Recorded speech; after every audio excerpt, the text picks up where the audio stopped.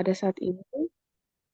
Dan sebelum kita akan merenungkan firman Tuhan bersama, mari kita memohon pertolongan Tuhan untuk boleh menuntun dan memimpin kita. Mari kita satu dalam doa. Tuhan Yesus, Bapa yang baik, Maha Besar Bapa kami yang agung, yang Maha Mulia. Terima kasih ya Tuhan, setiap waktu kami berada, kami boleh bersyukur, kami boleh menyaksikan kebaikan dan kemurahan Tuhan.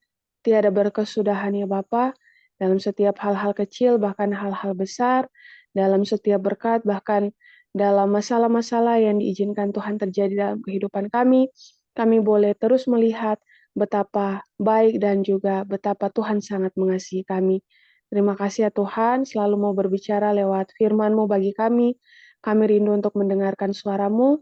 Kami mohon ya Tuhan, pertolongan Tuhan lewat kuasa Roh Kudus-Mu. Kami mohon pengampunan ya Tuhan, karena kami sangat tidak kudus dan sangat tidak layak. Untuk itu kami mohon ya Tuhan, anugerah-Mu.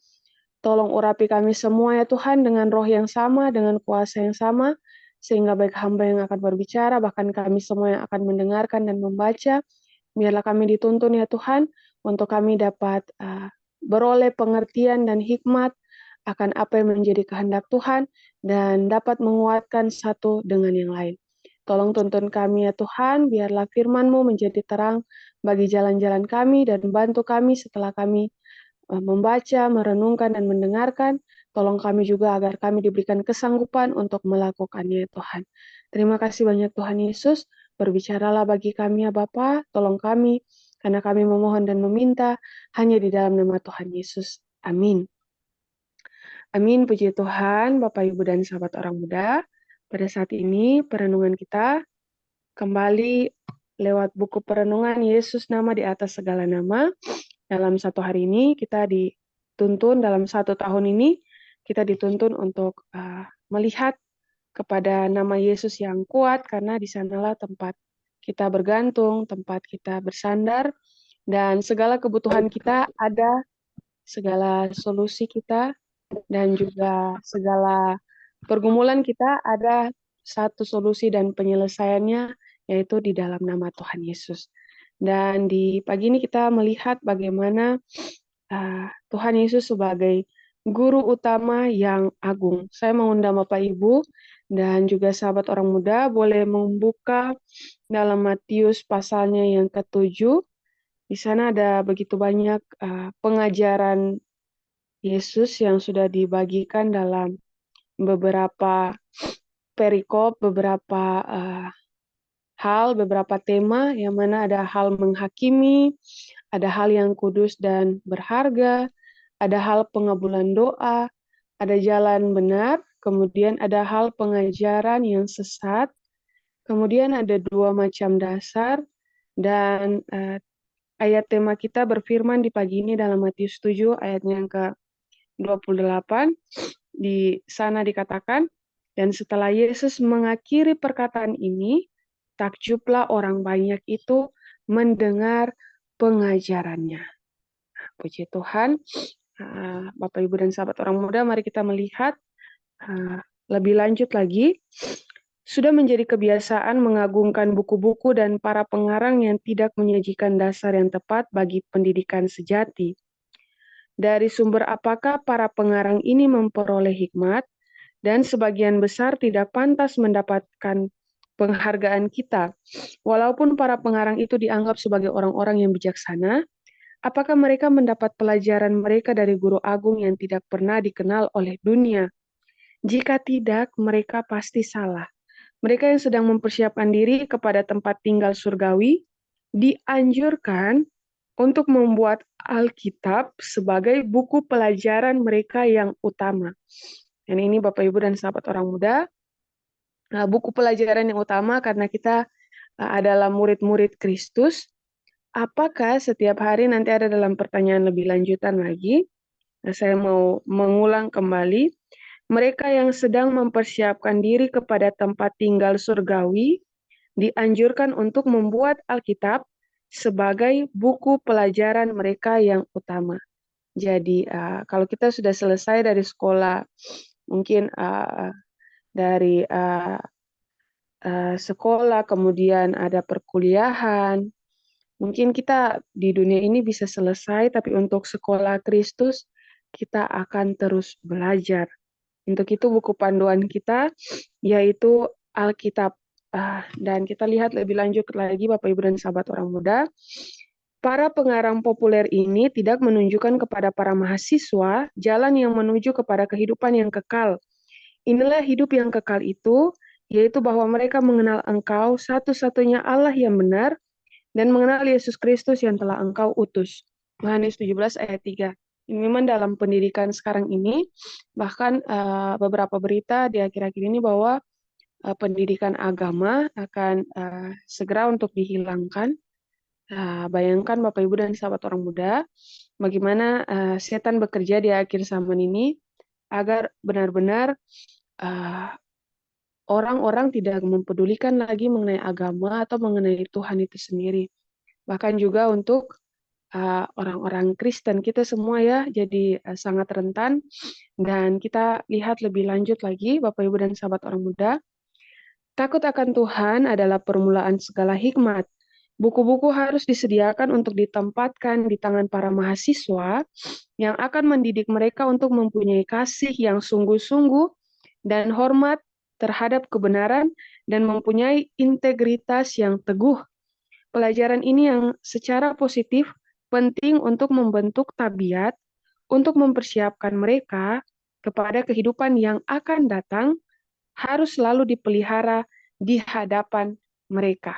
Nah, ini uh, pendidikan sekarang ini uh, menuntun anak-anak bahkan lebih banyak sibuk untuk uh, pendidikan yang hanya untuk kehidupan saat ini sementara saja, tapi tidak dituntun untuk pembentukan karakter. Jadi banyak yang pintar mungkin secara uh, IQ, secara pemikiran, secara ilmu, namun tidak pintar secara uh, EQ atau juga emosi, membangun karakter, dan hal-hal ini penting. Makanya untuk setiap pengajaran perlu takut akan Tuhan, karena inilah permulaan dari segala hikmat. Dan ini juga bukan hanya untuk pembentukan saat ini saja, kehidupan saat ini saja, tapi juga untuk mempersiapkan untuk kehidupan yang akan datang. Jadi memang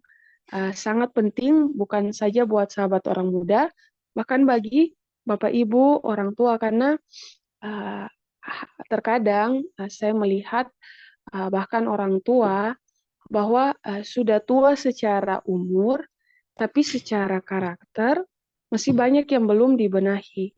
Jadi ini menjadi pelajaran bukan hanya bagi mahasiswa secara taraf usia saja atau secara taraf pendidikan saja, tapi bagi kita semua yang ada di dalam sekolah Kristus. Nah, Bapak Ibu dan sahabat orang muda, kita melihat lebih lanjut lagi. Kristus harus ditinggikan sebagai guru utama yang agung, anak tunggal Allah, yang bersama-sama dengan Bapa sejak zaman kekekalan. Anak Allah adalah guru agung yang diutus ke dalam dunia sebagai terang dunia. Firman itu telah menjadi manusia dan diam di antara kita. Bapa digambarkan dalam Kristus, dan perhatian dalam pendidikan harus sedemikian rupa sehingga mereka akan memandang kepada Kristus dan percaya padanya sebagai yang serupa dengan Allah. Ia mempunyai misi yang paling mengagumkan ke dalam dunia ini, dan pekerjaannya tidak yang berhubungan sepenuhnya dengan tuntutan pribadinya kepada keilahian, tetapi kehinaannya adalah penyembunyian tuntutannya. Jadi, uh, inilah guru utama kita. Setiap pengajaran yang kita pelajari haruslah Kristus yang ditinggikan. Dan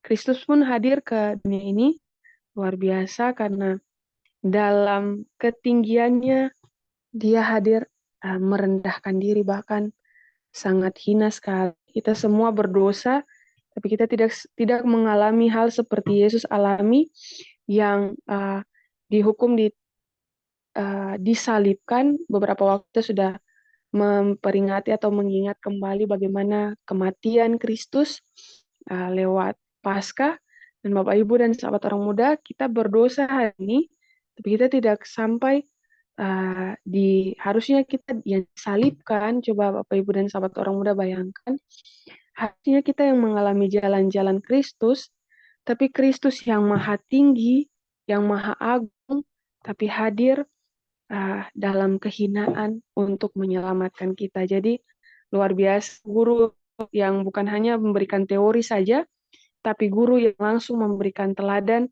bagi kita semua. Kita lihat lebih lanjut lagi Bapak Ibu dan sahabat orang muda. Tabiatnya adalah kehidupan penurutan kepada semua perintah-perintah Allah dan menjadi contoh kepada seluruh manusia di atas bumi ini. Kehidupannya adalah kehidupan yang menghidupkan hukum dan kemanusiaan. Ini ada dalam buku dasar-dasar pendidikan. Jadi Bapak Ibu dan sahabat orang muda, setelah kematian Kristus, kenapa Kristus harus menyerahkan diri menyelamatkan kita? Karena ada pelanggaran terhadap hukum. Hukum ini adalah dasar pemerintahan Allah. Nah, pemerintahan kita pun diatur oleh hukum yang menjadi dasar-dasar untuk menjaga kehidupan bersama, dan hukum ini tabiat dan karakter Allah. Nah, setelah kematian, kadang di dunia kekristenan menyatakan bahwa hukum ini dipalangkan, sudah tidak ada hukum ini dan hukum itu lagi.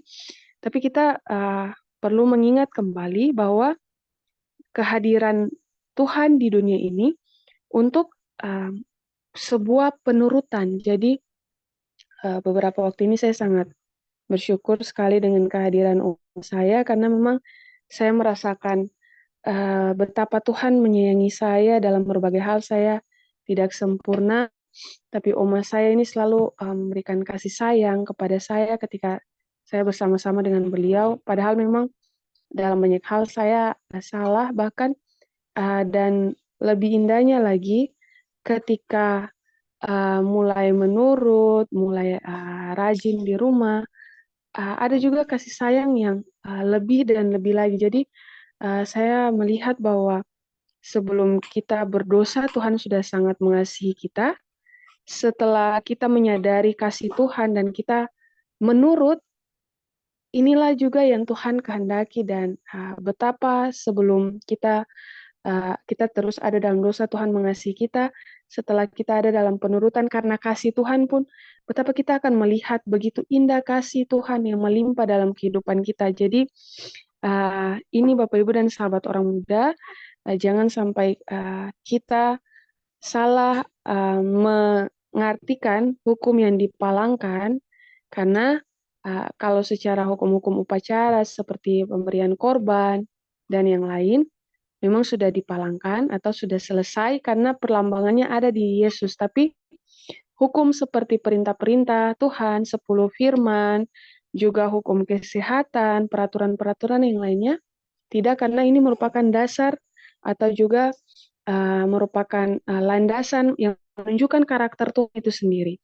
Nah, Bapak Ibu dan sahabat orang muda, ini yang menjadi bagian yang paling penting. Mari kita renungkan lebih dalam, berapa banyak waktu yang saya habiskan setiap hari untuk mempelajari firman Tuhan, Bapak Ibu dan sahabat orang muda. Berapa banyak waktu pribadi, karena untuk menghadapi ujian, masing-masing pribadi yang akan menghadapi. Ya, kalau kita tidak belajar, maka dalam menghadapi ujian akan blank, dan juga banyak kita pernah ada di fase-fase sekolah, semua dari kita Bapak Ibu dan sahabat orang muda, kita ada dalam fase-fase belajar dan kita sudah tahu anak-anak yang tidak belajar saat ujian bagaimana. Dan bayangkan Bapak Ibu dan sahabat orang muda, kita di sekolah, kurikulum sekolah, kalau secara di Indonesia, belajar, anak-anak belajar 8 jam, satu hari 8 jam. Nah, bayangkan banyak pelajaran yang masuk, tapi belum tentu pelajaran untuk kehidupan yang kekal. Nah, pertanyaan bagi kita, satu hari ini bahkan buat tidak terlepas ya, karena pembelajaran ini sampai kita menutup mata, sampai kita mengakhiri hidup kita, kita masih terus belajar. Alkitab sangat tebal dan kita perlu menggali lagi setiap kita belajar ada hal yang baru. Dan Bapak Ibu dan sahabat orang muda, jangan lewatkan hari tanpa meluangkan waktu, menghabiskan waktu belajar Alkitab. Pertanyaannya saya bagi pribadi kita masing-masing, berapa banyak waktu yang saya habiskan setiap hari untuk mempelajari firman Tuhan? Berapa banyak waktu yang saya luangkan bersama guru surgawi atau yang kita renungkan di pagi ini, guru utama yang agung? Berapa banyak waktu Bapak Ibu dan sahabat orang muda? 10 menit, 15 menit, 30 menit. Satu hari kita baca Alkitab berapa lama? 1 jam ataukah cuman sekedar-sekedar saja? Jadi ini Bapak Ibu dan sahabat orang muda, kalau kita lihat di Matius 7 saja sudah ada pegangan-pegangan bagaimana hal menghakimi, hal yang kudus dan berharga, hal pengabulan doa, jalan yang benar, hal pengajaran yang sesat. Jadi sudah ada 1, 2, 3, 4, 5, 6 perikop. Di sana ada perkataan Yesus semuanya. Nah, sudahkah kita membaca? Sudahkah kita mengingat? Sudahkah kita menikmati pengajaran dari guru utama yang agung ini? Jadi, ini Bapak Ibu dan sahabat orang muda, mari buka Alkitab kita. Kita mari pelajari setiap hari. Jangan lewatkan hari tanpa mempelajari Alkitab, karena ini bukan hanya untuk kehidupan saat ini saja, tapi kehidupan yang akan datang. Bahkan para murid saja yang hidup 3 tahun berjalan dengan Yesus, guru utama yang agung mereka masih bisa melakukan kesalahan dan fatal meninggalkan Tuhan. Apalagi kita yang cuman belajar setengah jam atau juga 1 hari. Bayangkan Bapak Ibu, kita istirahat 8 jam. Kemudian kita bisa beraktivitas itu ada 16 jam. 16 jam aktivitas. Nah, dalam 16 jam itu berapa banyak waktu yang kita luangkan untuk mempelajari Alkitab. Nah, belum terlambat ya Bapak Ibu dan sahabat orang muda. Bahkan orang tua pun sekarang kalau kesulitan membaca, bisa mendengar via audio. Sangat mudah Bapak Ibu dan sahabat orang muda. Kalau kesulitan membaca, bisa dari handphone, bisa memperbesar font atau tulisan di layar kita untuk bisa mempermudah. Jadi tidak ada alasan bagi kita untuk mengatakan nanti ketika Tuhan datang, Tuhan saya tidak tahu firman ini. Tuhan saya belum pernah mendengar firman ini. Karena Tuhan sudah menyediakan sarana yang terbaik dan termudah bagi kita. Kembali lagi, apakah saya hari ini meluangkan waktu untuk bersama-sama dengan guru utama yang agung, apalagi kita sahabat-sahabat orang muda yang masih bisa kuat membaca, kuat menulis, kuat yang lain-lain untuk lebih banyak belajar. Mari gunakan waktu sehingga kita boleh berkata seperti orang-orang yang mendengarkan ini. Kita boleh berkata setelah kita mendengarkan perkataan Tuhan, kita boleh berkata, kita boleh takjub mendengar pengajaran Tuhan. Setiap hari apakah saya takjub dengan pengajaran Tuhan lewat Alkitab? Ataukah Alkitab kita taruh-taruh begitu saja? Ataukah mungkin sudah ada ayat-ayat firman yang kita sudah dengarkan, kita sudah merasa biasa dan tidak merasa takjub lagi, tergugah lagi. Untuk itu Bapak Ibu dan sahabat orang muda, saya mengundang kita kembali. Mari, sangat penting sekali berapa banyak waktu yang Bapak Ibu dan sahabat orang muda luangkan. Jika hari ini masih 15 menit, 30 menit, saya mengundang kita, mari khususkan waktu secara pribadi, ditambah lagi, minta pertolongan Tuhan agar kita boleh meluangkan waktu secara pribadi untuk belajar, karena kita yang akan mempertanggungjawabkan kehidupan kita pelajaran Alkitab ini bukan hanya bagi para pendeta, para majelis, para hamba Tuhan, tapi bagi kita secara pribadi karena kembali lagi, bukan para pendeta yang akan mempertanggungjawabkan hidup kita, tapi kita masing-masing akan memberikan pertanggungjawaban sehingga Bapak Ibu dan sahabat orang muda jangan sampai karena di Matius 7 ayat mengenai hal pengajaran sesat juga ada, jangan sampai kita disesatkan, hingga mari kita pelajari secara pribadi. Jangan percaya perkataan saya juga secara penuh, tapi saya mengundang mari kita secara pribadi selidiki lagi sehingga kita benar-benar boleh menyaksikan secara pengalaman iman bagaimana Tuhan menuntun dan mengajar kita. Jadi Roh Kudus disediakan bagi kita semua, Bapak Ibu dan sahabat orang muda. Untuk itu, mari kita kalau scroll media sosial saja, gunakan media sosial saja tidak cukup kalau 30 menit. Saya percaya kalau Bapak Ibu dan sahabat orang muda, kita ada dalam waktu senggang, penat, lalu kita mau cari hiburan, kita nonton-nonton di media sosial saja, tidak mungkin 30 menit. Karena pasti bisa lebih dari itu. Apakah saat ini saya mau mengundang kita, kebalikannya, tidak mungkin kita menyelidiki Alkitab 30 menit. Pasti harus lebih dari itu. Satu ayat saja kalau Bapak Ibu, kita mau bedah satu ayat saja, bisa banyak sekali hal yang menakjubkan dari cuma satu ayat. Ini memang pada masa dahulu juga saya seringkali membaca kesaksian dari umat-umat Tuhan di zaman kegelapan yang mana sangat kesulitan sekali Alkitab, dan ada satu kaum yang mana mereka hanya memegang satu lembar saja, satu lembar Alkitab itu di kitab Roma, satu lembar saja dan mungkin itu cuma satu pasal, tapi kehidupan mereka berubah dan mereka dikuatkan karena satu lembar firman Tuhan yang mereka bisa pegang pada saat itu. Apalagi kita yang pegang Alkitab ini berlembar-lembar, Tuhan sediakan paket komplit, mau di tulisan, mau di handphone, mau di mana, di YouTube juga kita bisa dengarkan secara audio. Jadi tidak ada alasan bagi saya dan Bapak Ibu nanti ketika Tuhan datang, kita mempertanggungjawabkan kehidupan kita, lalu kita katakan saya tidak tahu ini Tuhan, saya tidak tahu ini dan itu karena Tuhan sudah sediakan terlalu banyak bagi kita, dan sayangnya kita yang terlalu sedikit untuk menyelidiki firman Tuhan. Untuk itu, selagi masih ada kesempatan, Bapak, Ibu, dan sahabat orang muda, saya mengundang kita di pagi ini. Guru utama ini mengundang kita, bukan saya mengundang kita. Guru utama Yesus sedang mengundang kita.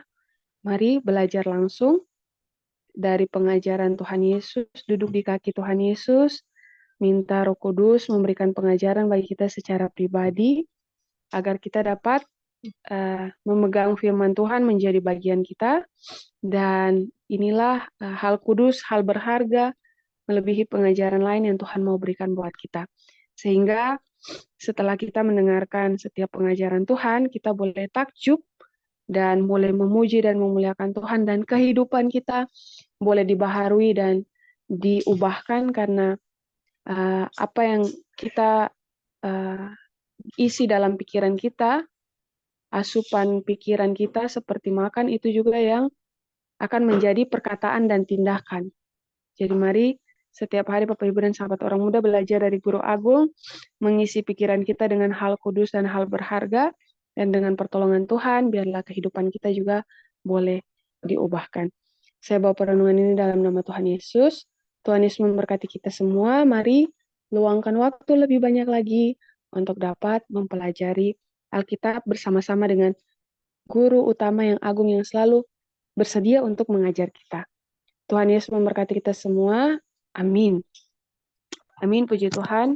Bapak, Ibu, dan sahabat orang muda, dalam setiap kesibukan kita satu hari ini, mari kita berdoa agar dengan pertolongan Tuhan, kita boleh selalu dituntun untuk belajar Alkitab dan tidak melewatkan Dalam kesibukan kita mungkin ambil satu-satu ayat untuk diingat, dimasukkan dalam pikiran, minta Tuhan agar dalam setiap aktivitas kita boleh terus merenungkan satu ayat itu, atau ada satu perikop yang kita mau renungkan, minta Tuhan untuk boleh menuntun dan menyanggupkan kita untuk terus dapat memikirkan hal-hal kudus yang Tuhan anugerahkan bagi kita. Amin, puji Tuhan, Bapak, Ibu, dan sahabat orang muda. Pada saat ini kita akan ada dalam persekutuan doa. Untuk itu Bapak, Ibu, dan sahabat orang muda, jika memiliki usulan doa, boleh dikirimkan untuk kita doakan bersama. Dan jika Bapak, Ibu, dan sahabat orang muda juga mau untuk berdoa atau membawakan doa juga, dipersilahkan. Dan sembari mempersiapkan kita untuk mau berdoa bersama, saya mengundang kita kembali untuk memuji Tuhan lewat lagu pujian yang akan diputarkan.